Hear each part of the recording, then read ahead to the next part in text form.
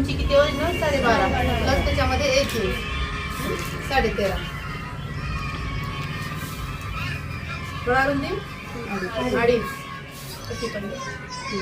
Shoulder 3 मोठा किती 5.5 श्वास बारीक करण्याला सगळं 5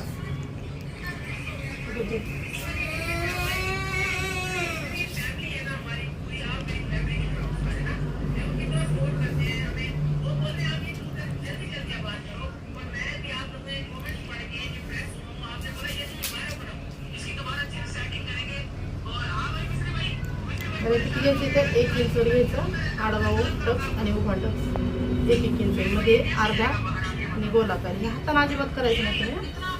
हा छाती किती आहे 32 32चा चौथा भाग 8 प्लस 1.5 मार्जिन किती ठेवायचं मार्जिन कितीच्या पुढे ठेवायचं 1.5 2 1 ही ठेवायचा. जास्त राहिले की ठेवायचं कुणाला जास्त मार्जिन आवडतं कुणाची तब्येत कमी जास्त होत जाते.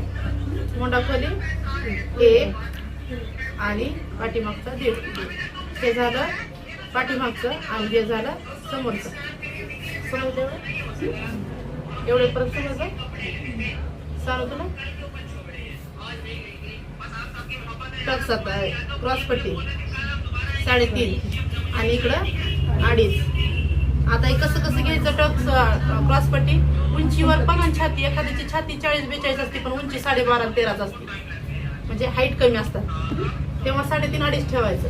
जेव्हा हाईट पण भरपूर आहे त्यांची 15 आहे ओरिजिनल 15 आणि छाती पण 40च्या पुढे 38 36 40च्या पुढे तेव्हा हे किती घ्यायचं 4 आणि इकडं 3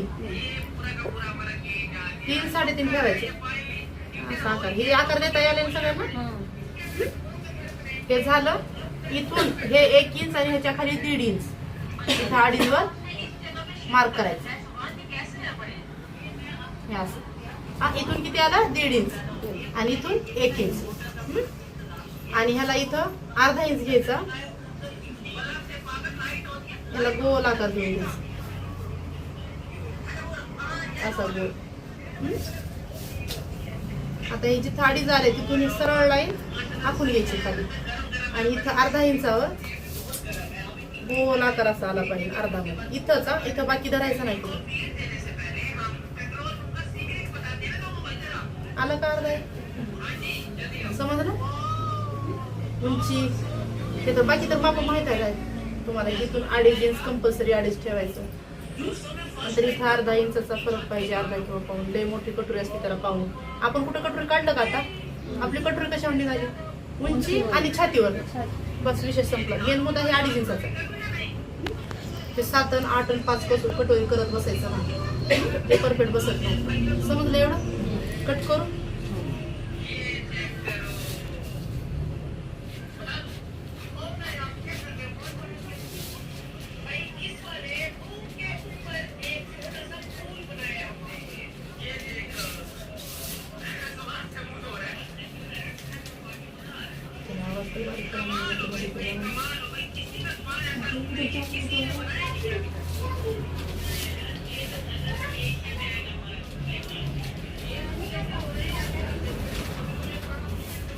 हे मुंडा खोली एकाच काढायचा ह्याच्यामध्ये पाठीमागची साईज काढायची आणि पुढची पण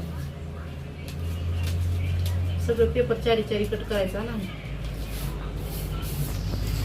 आता पुढचा काढून घ्यायचा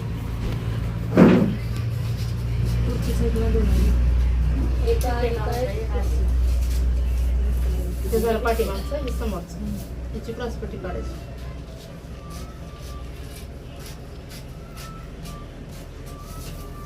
ह्याची कटोरी काढून घ्यायची.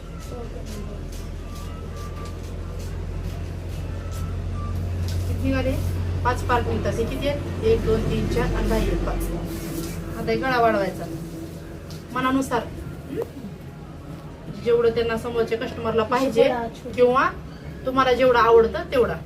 आता मी तर 7 घेते.